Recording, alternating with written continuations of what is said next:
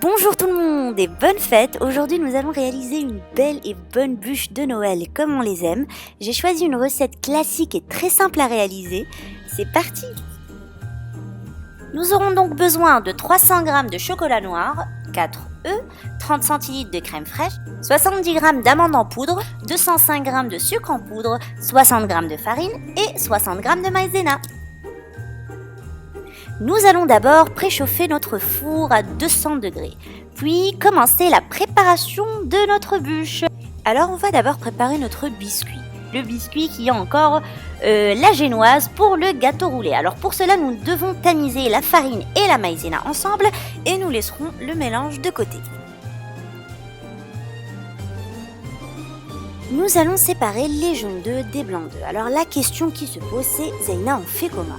Alors ce que je fais c'est de casser la coquille et puis j'essaie de vider mon blanc d'œuf en premier et faire passer mon jaune d'une coquille à l'autre.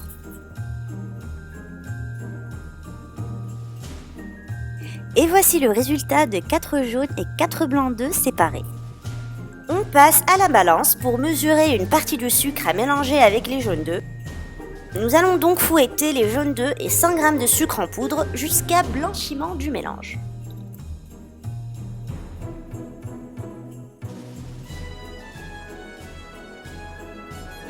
Une fois que la préparation est au moins triplée de volume et forme un ruban, nous allons arrêter le batteur et verser le tout dans un récipient et nous y reviendrons plus tard. Qui dit jaune d'œuf dit blanc d'œuf, dit battre les blancs en neige. D'abord lentement, puis plus rapidement.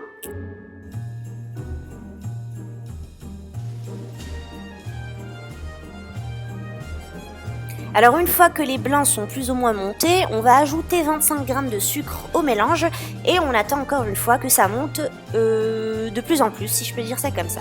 Alors j'ai une astuce pour savoir si mes blancs ont réussi ou pas, c'est que je les mets au-dessus de ma tête. Alors regardez ça, hop hop hop, ça ne tombe pas. Mes blancs sont réussis. Maintenant je reprends le récipient que j'avais laissé de côté tout à l'heure, à savoir les jaunes d'œufs et le sucre. Je rajoute un tiers des blancs et je mélange ça très rapidement pour lisser d'abord la pâte. Donc ne vous inquiétez pas si vous voyez que j'écrase les blancs. Ensuite, j'incorpore le reste des blancs au mélange et je soulève tout ça très délicatement pour ne pas écraser les blancs d'œufs. Et bien sûr, on n'oublie pas la farine et la maïzena que nous allons saupoudrer et soulever de la même façon afin d'avoir une pâte bien soutenue avec ce fini mousseux et mousseline, si je peux dire ça comme ça.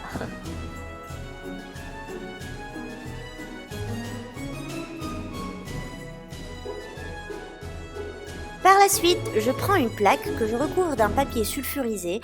Vous pouvez le huiler si vous voulez, moi j'ai préféré ne pas l'huiler. Et je verse la pâte sur une épaisseur d'1 cm sur toute la surface de la plaque. Donc essayez de lisser ça avec une spatule, ça va aller beaucoup plus vite et c'est beaucoup plus pratique. On enfourne le tout, on baisse la température du four à 180 degrés et on laisse cuire 8 à 10 minutes. Et voilà, 8 minutes. La la la la la la la la. On va profiter de ce temps-là pour préparer notre sirop. Alors il faudrait qu'on fasse bouillir 10 cl d'eau avec 80 g de sucre, puis y ajouter une liqueur ou un arôme. Pour ma part, j'ai choisi une gousse de vanille pour parfumer mon biscuit.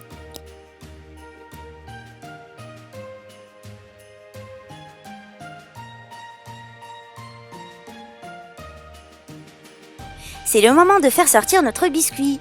Alors ma pâte a cuit environ 10 minutes et maintenant je vais retourner le biscuit très chaud sur un papier sulfurisé posé sur une surface froide et je vais décoller ça délicatement et imbiber le tout du sirop que nous avions préparé tout à l'heure.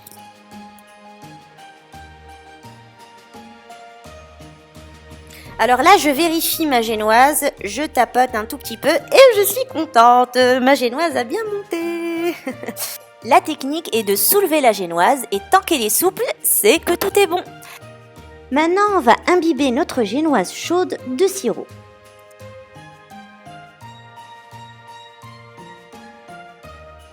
Après la préparation de notre génoise, nous allons maintenant passer à la préparation de notre garniture.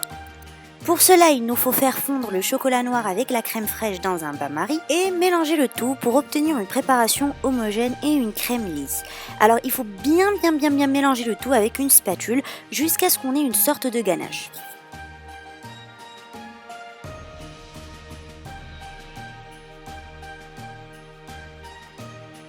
Hors du feu, ajoutez les amandes en poudre et mélangez le tout jusqu'à obtention d'une crème bien lisse.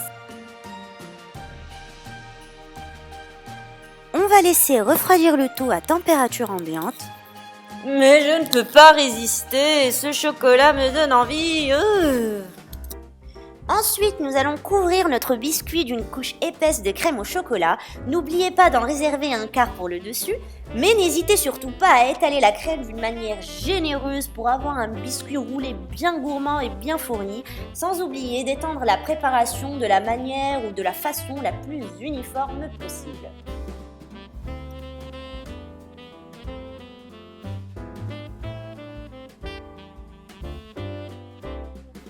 Après ça, on va enrouler notre biscuit, alors ne vous en faites surtout pas.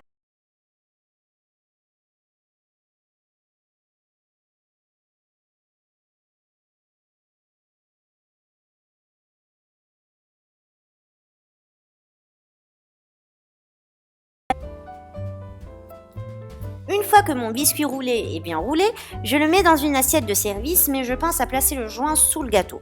Alors après ça, on va recouvrir le biscuit de la crème restante, à savoir la ganache, et on va faire ça à l'aide d'une spatule en prenant soin de cacher toutes nos fissures et lui donner aussi cet aspect de tronc d'arbre.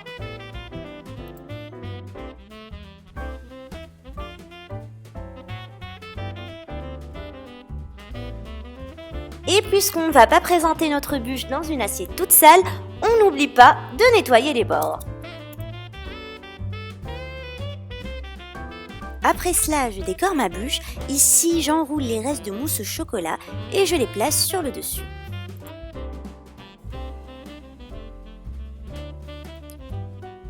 J'ai aussi préparé quelques petites meringues en forme de champignons et de troncs d'arbres qui ressortent de l'intérieur, ou plutôt que je place par le dessus de la bûche, et ça lui donne cet aspect de tronc qui ressort de l'intérieur.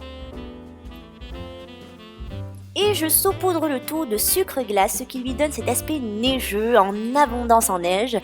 Et par la suite, je coupe les deux parties, les deux extrémités de ma bûche. Comme ça, on pourra voir ce gâteau roulé. Et bien sûr, saupoudrer encore le tout de copeaux de chocolat et de sucre glace, ce qui lui donnera cet aspect un peu vieilli. Et voici le résultat final. J'espère que cette recette vous aura donné envie de reproduire la bûche. J'ai rajouté un peu de colorant vert et rouge sur les champignons ainsi que quelques pétales de rose séchés par le dessus. Elle est vraiment très bonne, je vous la recommande. D'ailleurs, je ne manque pas d'y goûter. Et n'hésitez pas à vous abonner sur ma chaîne, ça me ferait très plaisir. Je vous fais de gros bisous et je vous souhaite de très bonnes fêtes et vous dis à très bientôt. Au revoir.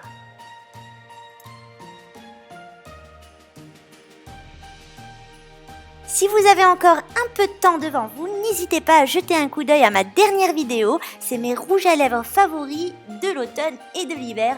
Je vous fais de gros bisous par la même occasion et à très bientôt.